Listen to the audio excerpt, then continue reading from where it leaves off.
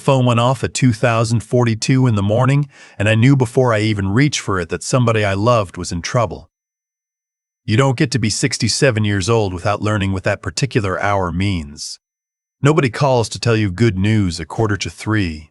My wife was already awake beside me, propped up on one elbow, watching me fumble on the nightstand for the reading glasses I never can find when I need them. The screen said Daisy. My granddaughter is 8 years old. She should have been 300 miles away in a hotel bed up in the mountains, tucked in for the first night of a week she'd been crossing days off the calendar for since Halloween. Instead, her name was glowing in the dark of my bedroom. And when I answered, the first thing I heard was her trying not to cry and failing. "Grandpa." Just that. Then a hiccup of breath. "Grandpa, are you awake?" "I'm awake, sweetheart. I'm right here." "What's wrong?" "They left." The words came apart in her mouth. "They left without me." I woke up and the car was gone and Mrs. Delgado was here and she said I'm not going. I sat straight up. 45 years I spent as an electrician, most of them as a master running my own crews, and the thing that trade beats into you is that when something's wrong, you don't panic and you don't guess. You find the fault. You trace it back to where the current's actually going wrong, and you fix that, not the sparks. But sitting there in the dark with that little voice in my ear, I felt the old steady part of me go quiet, and something hotter took its place. "Slow down, honey. Where's everybody?" "They went to the lodge. Mommy and Daddy and Cody. They left when it was still dark." Mrs. Delgado is staying with me and she keeps saying she's sorry, but I don't know what I did. Her voice climbed and cracked. "I packed my bag, Grandpa. I packed it 3 days ago. It's still by the door." My wife had the lamp on by then. 41 years of marriage, and she can read the side of my face like a gauge. She mouthed, "What is it?" And I just held up one finger. Because if I'd tried to explain right then, I think I would have put my fist through the headboard. My son and his wife had loaded up the car and driven their 11-year-old, their own boy, up to a mountain resort for Thanksgiving week, and they'd left my granddaughter behind, asleep with a sitter. Like a dog they couldn't board in time. "Put Mrs. Delgado on for me, would you, baby?" The sitter came on, and she sounded like she'd been crying too. She was a retired school teacher from down the street, a decent woman, and she was rattled. She told me Heather had called her 2 nights ago, asked her to stay the week, said Daisy was being punished and wasn't allowed to come, and to keep it low-key. She said she thought it was strange, but it wasn't her business. Then Daisy had woken up around midnight, asking where everyone was, and when she understood, she'd gone to pieces. And after an hour of it, the woman didn't know who else to call. "You did exactly right," I told her. "I'm coming. Give me 3 hours. You sit with her and you tell her grandpa's on his way." I hung up. My wife was already out of bed, pulling clothes out of the dresser. I want to say something about her here, because none of what came next would have held together without her. Her name is Glenda, and she is the most level person I have ever known, and the only one alive who can stop me when I get going. While I was standing there shaking, she was the one moving. "Tell me in the truck," she said. "Get dressed. Bring the coffee thermos." We were on the highway by 3:10 with the heater roaring and the dark coming at us. I told her the whole thing while I drove, and she didn't say much. Just looked out the windshield with her jaw set in that way that meant she was already 3 moves down the road. "They didn't forget her," she said finally. "It wasn't a question. No, Travis wouldn't forget his own child." "She's not just his child when it's convenient," I said. "That's the whole problem, isn't it?" Glenda was quiet for a long while. Then she said, "We have to be careful with her, whatever you're feeling, and I'm feeling it too. That little girl can't carry it. She'll think the storm is about her. She was right. She's always right. That's been the through line of our whole marriage. Let me back up so you understand who Daisy is and why this hit me the way it did. She came to us 2 years ago, though she came to Travis and Heather first. Daisy's birth mother got swallowed up by the kind of trouble that swallows people whole, the pills first, then the worst stuff, and the state took Daisy when she was 4. She went through 3 foster homes in 2 years. 3. A 6-year-old learning 3 sets of house rules. 3 sets of strangers. 3 times being told to pack the trash bag they give these kids instead of a suitcase. By the time Travis and Heather got certified and brought her home, she was the kind of careful that no child should ever have to be. She'd ask permission to use the bathroom. She'd eat fast, like the food might get taken. She flinched when grown-ups raised their voices, even when they were laughing. The adoption went final 14 months ago. We threw a cookout. I'd put up a tire swing for her on the big oak in their backyard. Spent a whole Saturday getting the rope height right so her feet would just brush the grass, because I wanted her to have something in that yard that I'd build with my own hands, so she'd know somebody made a thing on purpose, just for her. And now here I was, at 3:30 in the morning, driving toward a town I'd never been to, because the people who'd signed those papers had decided that, when push came to shove, she was the one who could be left behind. We pulled into their driveway. Well, into Travis and Heather's place, a little before 6. The house was dark except for the front room. Through the window I could see Daisy curled up on the end of the couch in her pajamas with a blanket around her, and Mrs. Delgado beside her with a hand on her back. And there by the front door, right where she'd said it would be, was a purple rolling suitcase with a stuffed rabbit strapped to the handle, packed and waiting and never touched. I sat in the truck for a second to get myself together. Glenda put her hand on my knee. "Grandpa first," she said. "Madman stays in the truck." I went in soft. The second Daisy saw me, she came off that couch and hit me around the middle so hard she knocked the wind a little loose, and she held on like she was afraid I'd float away. She was shaking, 8 years old and shaking like a leaf. "I tried to be good," she kept saying into my shirt.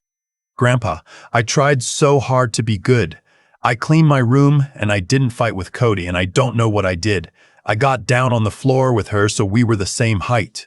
Listen to me," I said. "You didn't do one single thing. Do you hear me? Not one. This is not about you being bad. You are not bad. You're about the best kid I know." She didn't believe me. I could see it. You can tell her she's wanted 1,000 times, and it goes in like water into dry ground and disappears, because somewhere underneath, there's still that little kid in the 3rd foster house learning not to hope. Glenda came in then and took over the warm part, the part I'm no good at, brushing the hair off Daisy's face and getting her into real clothes. I thanked Mrs. Delgado, paid her for her trouble, and walked her out. And on the porch, she told me one more thing. "There was a note," she said, "on the counter. Mrs., your daughter-in-law left a note about Daisy's medicine schedule and bedtime, and at the bottom she wrote, 'Don't let her talk you into thinking she's coming. She's not.'" The woman shook her head. "I taught 3rd grade for 31 years. I never in my life saw a parent write something like that. I'm telling you, I had to grip that porch rail. Now, I want to be honest about the part of me that wanted to handle this with my fists, because I think you'd be lying if you said you wouldn't. But 45 years of standing in panels with enough juice running through them to stop your heart teaches you respect for what you can't see, and it teaches you patience. You don't reach in mad. You shut the power off first. You make a plan. You do the thing that fixes it, not the thing that feels good. So while Glenda made Daisy some toast, I made some calls. First one was to my lawyer, a guy named Greg I've known since we were both young men, who was not thrilled to hear from me at 6 in the morning until I told him what it was about. Then he got very quiet and very awake. "Write everything down," he said. "Every word. Save that note. Take a picture of it right now before anybody comes home and throws it out. The packed bag, take a picture of that too. Richard, this matters. There are words for this. If it comes to it. This is the kind of thing a judge looks at hard." The second call was to my daughter out in Oregon, Travis's older sister, Susan. I told her plain. She didn't ask a single question, just said, "I'm getting on a plane. Tell that little girl her aunt's coming and she's not doing any of this by herself." Then I sat down at the kitchen table with Daisy and her toast, and I asked her something. "You still want to go up to that mountain, kiddo?" She blinked at me. "But they already left." "They left," I said. "But it's a long week up there, and that lodge is only about 3 hours from here, and your grandma and I have got no place better to be. So what do you say, you, me, and Grandma drive up there ourselves and we go on the trip you packed for? Something flickered across her face. Hope. The careful kind. The kind that's been let down so many times it doesn't fully commit. Can we just do that? I cupped the side of her little head in my big banged-up hand. Honey, there is nothing in this world I can't do to make sure you're all right. Nothing. Now go brush your teeth. We're going on a trip. She put on the outfit she'd planned for the drive. I know it was planned because it had clearly been laid out on her bed days ago, the jeans with the embroidered flowers and a sweater with a fox on it. And she brushed her hair and made 2 braids, just so, trying so hard to look like a girl who belonged on this trip. It about killed me. The drive up was beautiful, which felt almost like an insult. The leaves were past peak but still hanging on in the high country, rust and gold against the dark pines, and the road climbed and climbed. Daisy fell asleep in the back about an hour in, exhausted, the stuffed rabbit jammed under her chin. Glenda reached back and tucked the blanket up over her shoulder without a word. "What are you going to do when we get there?" she asked me, low. "Find the fault," I said. She gave a tired little laugh. "Don't electrician me. I want to know if you're going to keep your head." "I'm going to keep my head," I said. "But I'm not going to keep my mouth shut. There's a difference."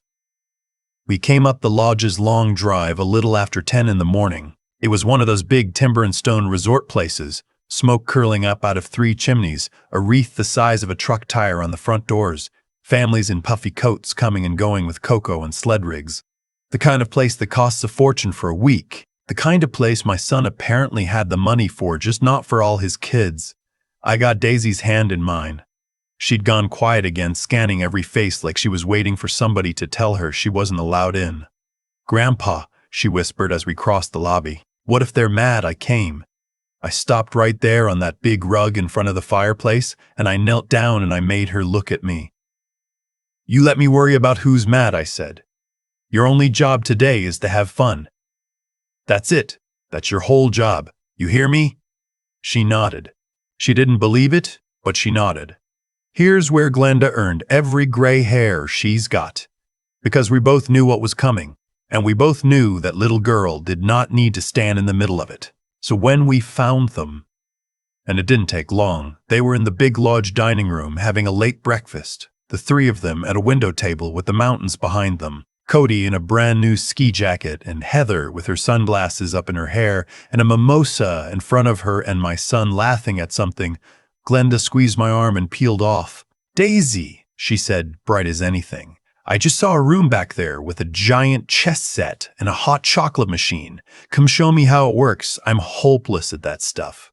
And she swept her away toward the game room before the child ever got close enough to feel the temperature of that table. I'll be grateful to her for that the rest of my life. Whatever was about to happen, my granddaughter didn't have to wear it, so it was just me who walked up to that window table. Cody saw me first. His mouth fell open. "Grandpa?" Travis turned around, and I watched the color drain right out of my son's face like somebody pulled the breaker on him. Heather's expression went through 3 or 4 things fast: surprise, then something cold and calculating, then a smile that didn't have anything behind it. "Dad," Travis said, What are you doing here?" "Funny," I said. "That's just the question I've got for you, Richard." Heather set down her glass and folded her hands. Real pleasant, real reasonable. "I don't know what you think you heard, but there's been a misunderstanding. Daisy was grounded. We told her, don't." I didn't raise my voice. "I found you don't have to, if you mean it. Don't sit there and lie to me at this nice table. She wasn't grounded. She didn't know anything about being grounded. She packed her bag 3 days ago and went to sleep last night thinking somebody was going to wake her up.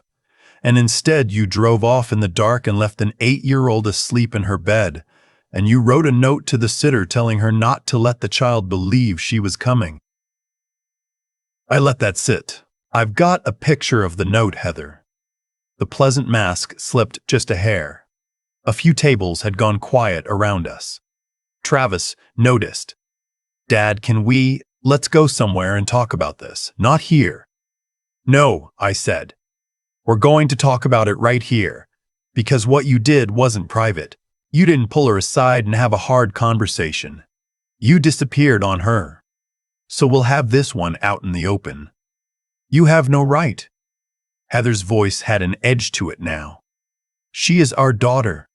These are our parenting decisions. She needed to learn. Learn what? I cut in. Tell me. Be specific. What's the lesson you cooked up for a little girl who already spent 2 years getting passed around by the state? What exactly were you teaching her at 2:30 this morning when she called me sobbing because she thought she'd done something so terrible her own family snuck out on her in the dark? Heather's mouth worked. I have done nothing but provide for that child. I gave her a home, a bedroom. I signed the papers. You gave her the look of a home, I said. There's a difference, and I'd know. I spent my whole life wiring the things that make houses run. You can put up a beautiful house, all the lights working. Looks like a dream from the road, but if the ground wire's not hooked up right, the day something goes wrong, that fault doesn't go safe into the earth where it belongs. It goes through whoever's standing closest. And you have spent 2 years building this family with no ground wire, Heather. You made that girl believe she was wanted right up until the second wanting her cost you something, and then you let her take the whole charge. Travis was staring at his hands. Cody was looking back and forth between his parents with an expression I couldn't read, too young to have the words but old enough to feel which way the floor was tilting. I turned to my son. Travis, look at me. He looked up. He looked sick. I taught you, I said, and now my voice did want to break, so I held it down hard. I took you on jobs when you were younger than Cody. I taught you to find the fault, to not look away from the part that's wrong because it's easier to leave it. So tell me, you looked at that little girl's face the day her adoption went final. You watched her cry when the judge said she was yours for good. And then you got in the car this morning and you drove away from her in the dark. Tell me you find that work acceptable? Tell me you signed off on that. For a long moment, he didn't say anything. Then his face just came apart. Oh God, he said, very quiet. Dad, don't. Heather snapped. Don't you dare do this here. We agreed. We talked about this and we agreed. You agreed, Travis said, and his voice came up out of somewhere, rough. You decided. And I went along with it because I was tired of fighting you about her. I've been tired of fighting you about her for a year. Every trip, every holiday, every birthday. It's always something with her. Always a reason she's the problem. And I kept telling myself, if I just kept the peace, it'd settle down.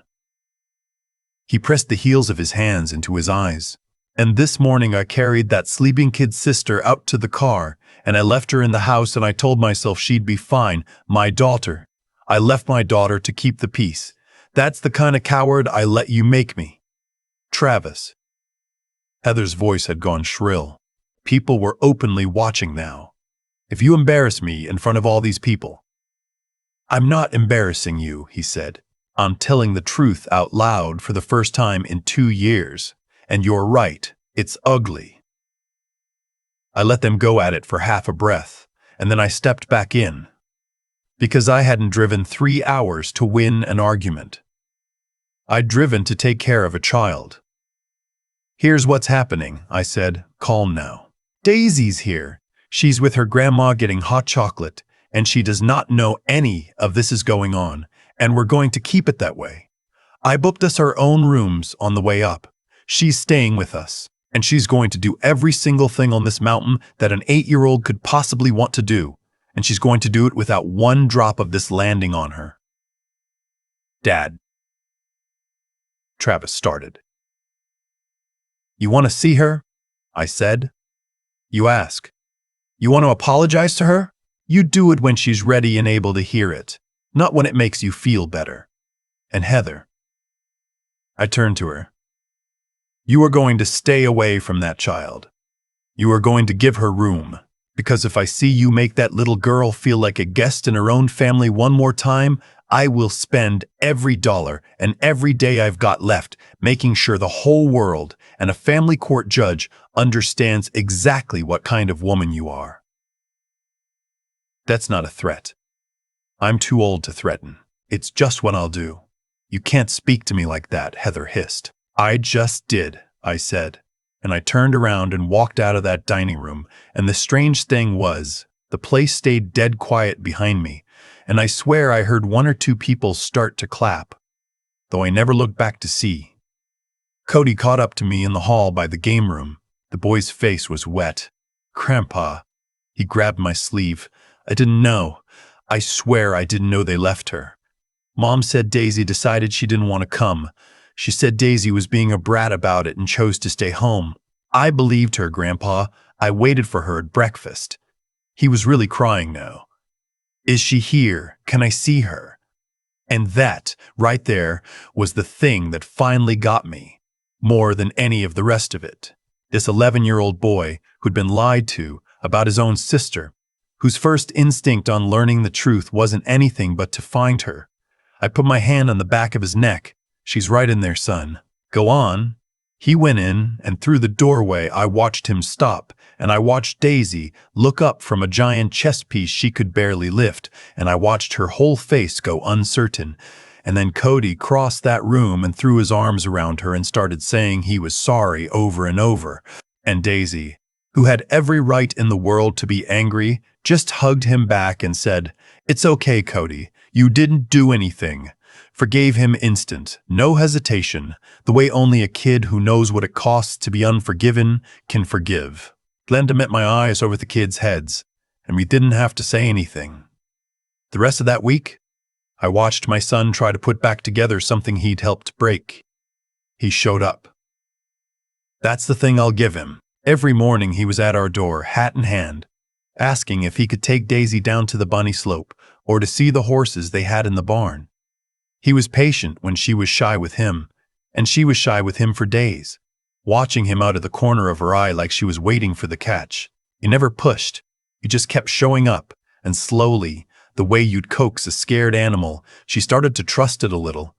Cody never left her side. That boy appointed himself her bodyguard and her tour guide both. And his easy way of being 11 and unbothered did more to bring his sister back out into the open than any of us grown-ups could have managed. Heather kept her distance. I'd see her sometimes across the lodge, always with a drink, always laughing too loud with people she'd just met, and underneath it she looked miserable, and I did not feel sorry for her, not even a little. On the fourth day, Travis came and found me out on the back deck where I was watching the kids build a lopsided snowman. "I told her I want a separation," he said, looking at the mountains and not at me. "When we get home, I've been making excuses for the way she is with Daisy since before the ink was dry on the adoption.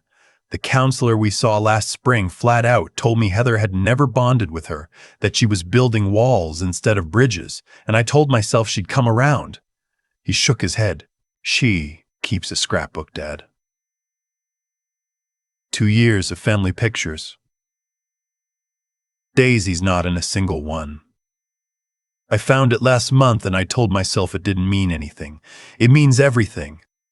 I let out a long breath. "That's a hard road you're picking." "Yeah, I'm proud of you for picking it anyway." "I should have picked it 2 years ago," he said, and his voice cracked. "Hell, I should have picked it before we ever signed the papers, if I'd had the guts to admit she wasn't all in. I wanted the picture, the whole happy family. And I was willing to look right past a kid being left out of it to keep the picture. We all build things we shouldn't have," I told him. "What counts is whether you've got the nerve to tear out the bad work and run it again right. Most men don't. You're standing here telling me you're going to, so." I clapped him on the shoulder. "That's the start of being the dad she needs." It was the night before we all drove home that the thing happened that I'll carry to my grave. The lodge put on a big Thanksgiving dinner in the dining hall, long tables, all the families together, the works, and somewhere between the turkey and the pie, one of the staff got up and said it was a tradition there to go around and have folks say one thing they were thankful for. It went around the room, the usual stuff, health and family and the snow, and then it got to our table, and it got to Daisy. She was sitting between me and Cody in a green velvet dress that Glenda had run out and bought her in the lodge gift shop that afternoon because Daisy hadn't packed anything fancy, never imagining she'd be at a dinner like this. She stood up on her chair so people could see her, this little thing with her two braids, and she held her hands in front of her, the way kids do when they're nervous, and she said, "I'm thankful that my grandpa came and got me." The room had been half listening, the way rooms are. It went quiet, because, she went on, and her voice got small, but she kept going. I woke up and everybody was gone, and I thought it was because I was bad. I thought I did something so bad that nobody wanted me anymore. And that happened to me before, a lot of times. And I always thought it was my fault. She looked down at me, and her chin was wobbling. But she didn't stop. But Grandpa drove all the way in the dark, and he told me it wasn't my fault. And he didn't even have to. So that's what I'm thankful for, that somebody came when nobody had to. I want to tell you I held it together. I didn't. A 67-year-old man who stared down live wires and worked through 2 heart scares, and I sat at that table and cried into my napkin like a child. Down the table, Travis had his hand over his mouth and tears running into his beard, and 3 seats over, where Heather had insisted on sitting with us for the look of the thing, she sat perfectly still with her eyes on her plate, and she did not say one word, and she did not reach for that little girl. And that was the moment I knew for certain that some things can't be rewired. Some things you have to pull out down to the studs and start clean. We drove home the next morning, all of us in a little caravan down out of the mountains. The real world was waiting. The lawyers, the counselors, the long, ugly business of a divorce and a custody arrangement. But coming down that road with Daisy asleep in our back seat and my son's car in my mirror, his daughter's empty booster waiting to be filled with a kid he was finally going to fight for, I felt something settle in my chest that hadn't been settled in a long while. The divorce went through that spring. Heather moved back to where her people were and asked for no time with Daisy at all, which told you everything, and good riddance. Travis got the kids and a smaller house, and I spent a good part of that summer helping him fix it up. Rewired the whole thing myself, every outlet, every switch, and you better believe I checked the ground twice on every circuit, and I taught Cody how to strip a wire while I was at it. Daisy painted her own room a color called Sunrise that's really just very loud orange, and we let her. It's been about a year now. The nightmares came back hard for a while. And there was a stretch where she wouldn't sleep unless a light was on, and there's still a part of her, I think, that keeps a bag half-packed somewhere in the back of her mind, just in case. That kind of thing doesn't heal on a schedule. But she's in therapy, and she's got a dad who shows up now, and she's got a brother who'd fight a bear for her, and she's got us. Glenda and I have her every Friday. She calls it Grandpa and Grandma Night, and she runs the show. Sometimes it's movies and too much popcorn, sometimes she wants to bake something that turns out terrible, and sometimes, more than you'd think, she wants to sit at the kitchen table and tell us the hard things she's working through. And we just stay put and listen. We don't fix it. You can't fix a kid like you fix a panel. You just keep the power on and keep showing up. I spent 45 years making sure other people's houses were safe, that the current went where it was supposed to, and not through anybody it shouldn't. I was proud of that work. But I've come to think the most important wiring I ever did wasn't in any house at all. It was making sure that one little girl, who'd been let down by every grown-up before us, finally got connected to people who'd hold the load, no matter what came through the line. She doesn't ask permission to use the bathroom anymore. She doesn't eat like the plate's gonna vanish. Last Friday she came barreling through our front door without knocking, hollering that she was home, and she didn't even hear herself say it. But I did. I heard it. And that, after everything, is the best thing these old hands ever helped build.